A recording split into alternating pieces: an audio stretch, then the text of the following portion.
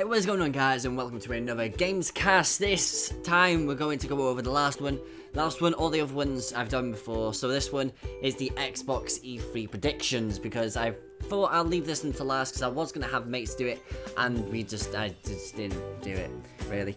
So you've just got me again just to do it all solo, but I'm going to be going over most of the things that I think that's going to happen. I know that in the last one I did do PlayStation, and it wasn't me who did it, so if you did enjoy that one, if you haven't seen it, then go check it out, link in the description. And for this one, I'm just going to do it solo, but it's not going to be as fast as that. But I'm going to go over it kind of fast, kind of not. But if we start off with something that I really like.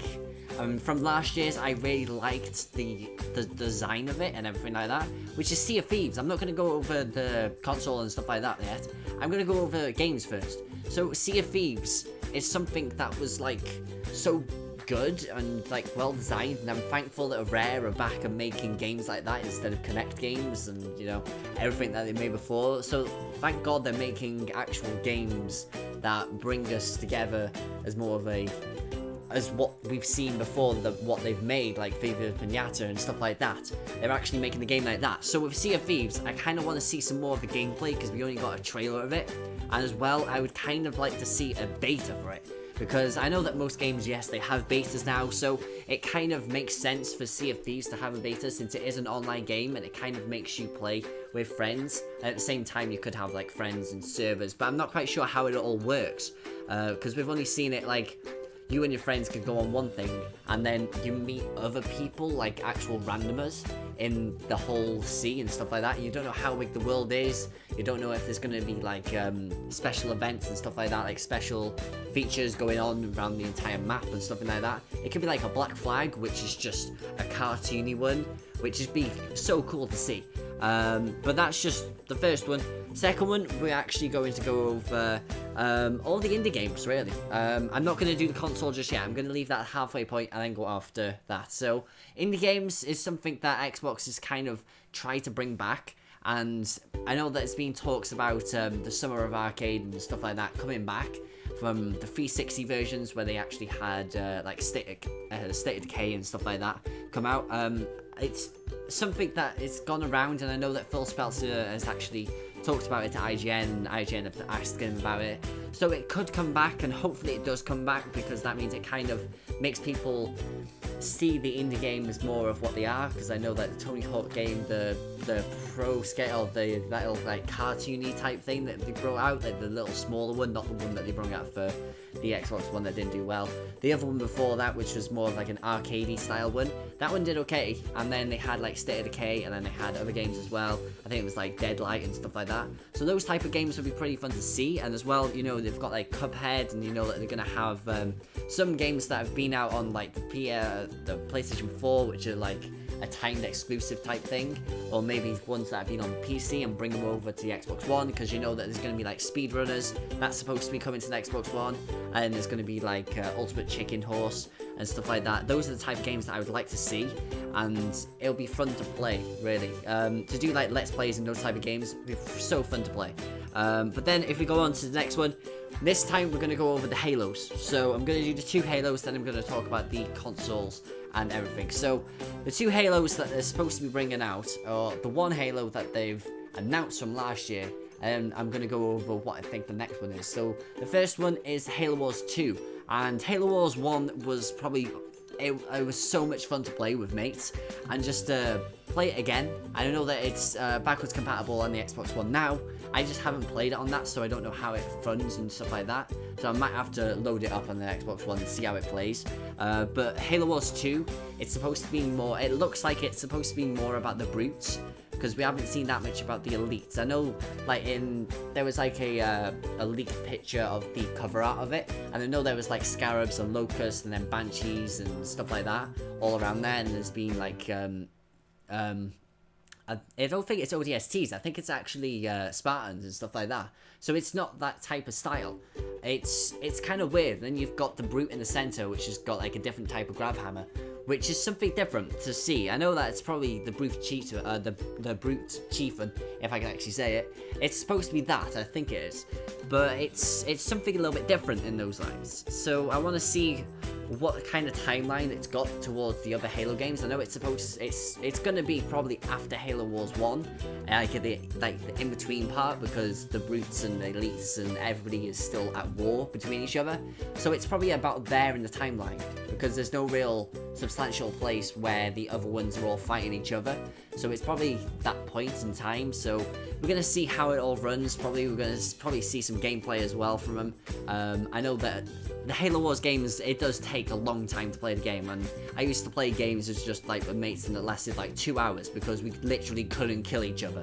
We just knew what tactics to go against each other, and then we knew which ones to go for just to try and like counter every single thing that they do. So it's something a little bit different. I probably won't make any videos on it. Maybe like some tactics type things, maybe something like that, but maybe not like a let's play in it, because that's gonna be so boring to watch. It's gonna be like an hour of watching it. But then if we go on to the next one, which every single year for E3, they always have a Halo game that they've announced before. I know that last year it was Halo 5, and then they brought out a trailer for Halo Wars 2. So for this year, they're going to show off Halo Wars 2, and then they're going to have a trailer for the next Halo game. That's how they always do it. Every single year now, they're doing it like that. So, depending on what they're going to make, if anything, they might do a remastered version of Halo Reach, because the Halo Reach version on the Xbox One does not run right. It really doesn't run right, so hopefully they do make a remastered version of Halo Reach. Or maybe they go for another spin-off game, so that means they kind of stay away from the Halo 6 type thing, and then they bring in the VR treatment and stuff like that to allow you to do special features with the VR, like with Forge and stuff like that, where you be able to see stuff, or if they have like a special like mission type thing. Hopefully it's not like a top-down thing, like a Spartan Assault 2 or something like that. Hopefully it's not like something like that. Hopefully it's something that's like a spin-off type game itself. So maybe like an ODST or a Reach or something like that, where it's just a different type of like story towards it, and it doesn't just go off the Halo 6 type thing, because I don't think everybody wants to see a Halo 6 just yet. I know that a lot of people are probably thinking that, oh yeah, we're bored of Halo 5 already, and I've kind of lost faith in them. So maybe bring back a Halo Reach and just make it remastered and stuff like that. Make the file space bigger and the frame rate up to 60 frames per second and stuff like that. It would kind of, I think it would pretty much like bring back people, because they probably could have done that with the Master Chief Collection, but it kind of didn't make any sense to bring it in. But they could have done that with that, so hopefully they bring back a Halo Reach or something like that. Just, I mean, it's in a solid 60 frames per second, no frame rate drops, no something like that. Have like the Forge world, because it's so annoying that they haven't brung out Forge world yet.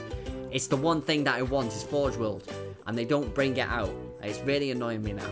But now if we go on to the actual console, so I think it's supposed to be for this year.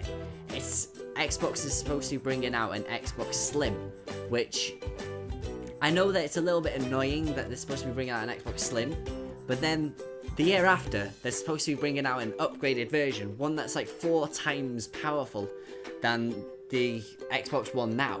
So what is the point in bringing out a Slim when most people are just going to wait and then they're just going to buy an upgraded version? So I think from most rumors that they've said that the Slim's supposed to come out this year and the upgraded one's supposed to come out next year, I think that they're not going to bring out a Slim, and I think the Slim is supposed to be the upgraded version. It's supposed to be like a little bit smaller. I know that most companies are actually making products for both companies itself, for both Sony and Microsoft, for the consoles that they're bringing out next. So hopefully they actually make it a smaller version of what the Xbox One is now. Maybe a little bit less on the sides and stuff like that. Maybe not on height. The height's fine. It's just the size. It's just quite big. It's quite blocky. I'm very thinking hopefully they get rid of that freaking brick that you can literally kill somebody with. You could swing it around the room and kill somebody with that brick. So hopefully they get rid of that and just put it inside, because PlayStation's done that, so why can't Xbox do that as well? It kind of makes it, it's in the way, pretty much. That's all it is. It's in the way, and it's just, you could just build a house with all these things. So it's just that. So hopefully, I would think that the console itself is going to be pretty much the same as the PlayStation 4. Most people have said that it's supposed to be better than the PlayStation 4, like maybe 2 times better, but that's only because Microsoft is a PC company. so they kind of know what they're doing in that. So with the Xbox One, they kind of made the wrong decisions in buying the wrong things, and Sony did that right. So hopefully the Xbox One actually learned from that, and they learned towards the PC aspects. So that means they know what specs to go for and stuff like that. So it kind of makes it better for them to choose what things to go for, and the graphics cards can be better and stuff like that. So maybe it does become like a mini PC type thing, maybe like an Alienware or a Steam box or something like that, but a cheaper Steam box, because the Steam box are a lot of money. So hopefully it's a cheaper Steam box than that, and that means you'll be able to play everything else and have it like a cross-platform play towards PC. But that's it. That's the end of that. So now we go on to the last 5 games, pretty much. So we're going to go over Gears. Gears, they're going to show us some more gameplay, because maybe gameplay in the campaign itself. And I know that campaign is supposed to be 30 frames a second, and multiplayer is supposed to be 60. I'm not bothered about the Gears of War series anymore. I know that the campaign for me is supposed to be one of the better ones that I play, especially in the co-op wise, but for multiplayer I really don't like it. It's just an overall of just rolling and shotguns. That's all the Gears thing is, and it's just annoying that that is the only thing that you can do in the game, and that's the only way to win. It's just really annoying that way, so I don't really care about that. Then we're going to see Forza, the new Forza. I think it might be another spin-off one, so when they've done like Horizon or something like that, maybe they make like a streeter one, where it's like more of a street racing type thing and stuff like that. So maybe they do that. I know that they've made like Forza 6, I think it was Forza 6 last year, and they made like a Forza Horizon 2 for the year before that, and I bought that, and that was actually pretty fun, just play like an off-the-road type thing. But maybe they go towards a street type thing, maybe they go towards like a Burnout, having like crashes and stuff like that. Crashes actually implement you and just damage you and a little bit more. But maybe they do something like that. It'll kind of bring a different audience, I think, towards the game if they make it a street one instead of just an open world. Because the open world, yeah, it's fun, but hardly any cars could run off-road.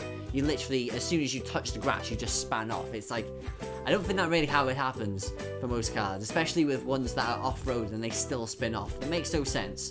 But hopefully they do make like street one, because that means you'll be able to have like souped up cars and make them personalized towards you. So that means it makes it a little bit different, and it kind of brings out more of like community things. That means you can make like different emblems as well for your cars. That means you can have like different layovers or overlays and stuff like that for your vehicles. So hopefully we see something like that from Forza and Turn 10, I think it is. And then we go on to the next one, which is Crackdown 3, because Crackdown 3 is supposed to be using the cloud engine quite a bit, and it's supposed to be one of the most innovative games towards using the cloud. So hopefully it does well in that way, and I want to see some more gameplay from it, because I know we've seen some trailers from it. We've seen it at, I think it was Gamescom. We've seen some of the trailers and some screenshots and stuff like that. And I know that they're doing some competitions towards what the energy orb is supposed to be looking at. So they've got some concept art from fans just to implement a new energy orb. So, an agility orb, that's the thing. So hopefully we see something from that. Hopefully we see some gameplay, because we have seen some, I think it was alpha gameplay, which the destruction it looks so cool. Just destroy pretty much the entire world, and the frame rate was okay in it as well. It was kind of weird. So it's using the cloud very well. So it's going to be an online game, everybody knows that.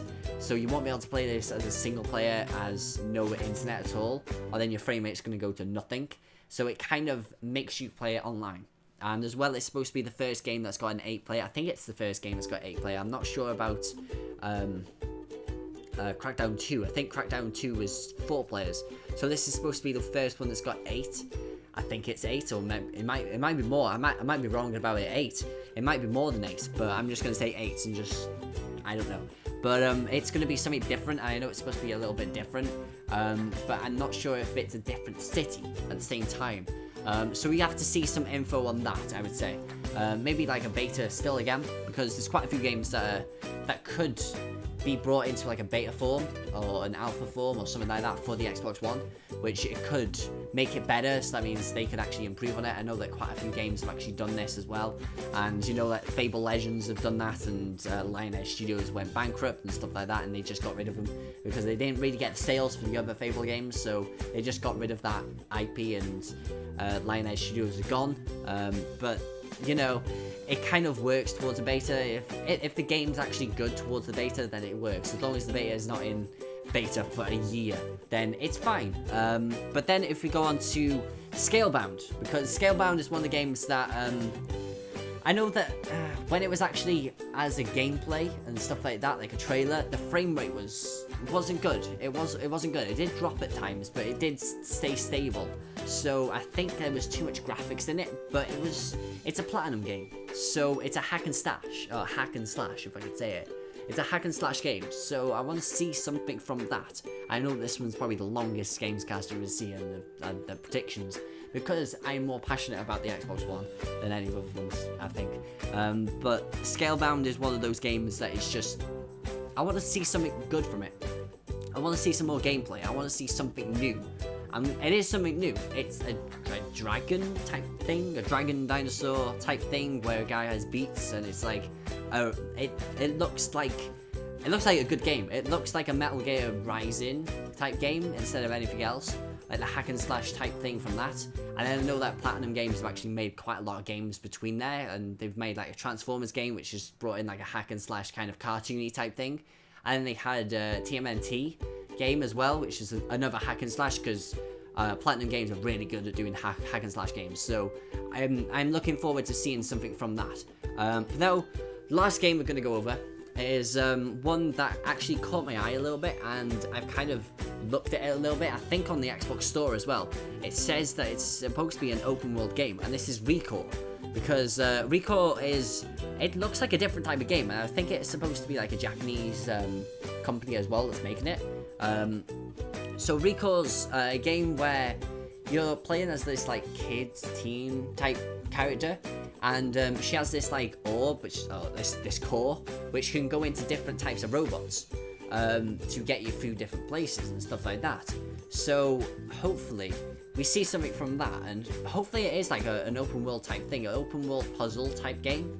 That would be a pretty fun thing to see. It'll be like a Zelda type game, and it'd be like the first type of game like that to go onto like an Xbox or something like that.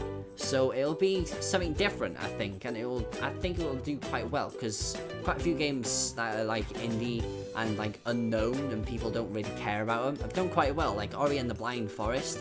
That one was supposed to be amazing. I haven't played that yet, but it's supposed to be really good. So games like that are supposed to be like so good and like unnoticed towards the games that have come out, and then like big releases and stuff like that. They've been promoted so much, and their hype has just died off and just broken the game. Where games that are less like indie games and people haven't really been talking about them have become like some of the better games to play, pretty much. But that's like all the predictions that I'm going to go over. If there's anything that you think I've missed, then comment them down below. There's probably quite a few. I know there's like Cuphead and stuff like that, and of course EA going over and doing some stuff with Xbox because they've still got the contract with them. But if there's anything you think that I've forgotten, or there's anything that you guys would kind of see from Xbox, then comment it down below, and I will see you guys in the next video. I know that E3 is going to be over, and I'm not going to do one for next Monday because E3 is happening next Monday, so I'm not going to be talking about it. If anything, I might do one as soon as the first day is over, and I think the first day is Microsoft, EA, Ubisoft. I'm probably not going to watch the PlayStation one because it's like 3 o'clock in the morning, and I kind of want to sleep.